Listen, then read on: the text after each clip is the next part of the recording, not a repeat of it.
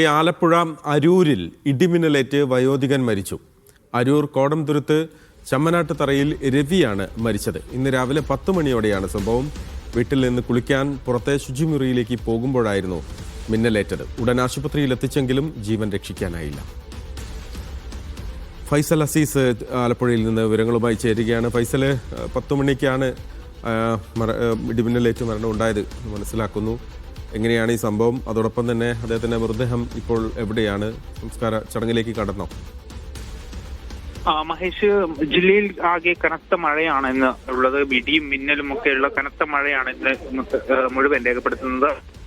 അതിനിടയിലാണ് അരൂരിൽ കോടംതുരുത്ത് ചെമ്മനാട്ടുതറയിൽ രവി മരണപ്പെടുന്നത്. ഇടിമിന്നലേറ്റാണ് മരിച്ചത്. 60 വയസ്സ് ഉള്ള ആളാണ് ഈ രവി. വീട്ടിൽ നിന്ന് കുളിക്കാനായി പുറത്തെ ശുചിമുറിയിലേക്ക് പോകുമ്പോഴായിരുന്നു ഈ മിന്നലേറ്റത്.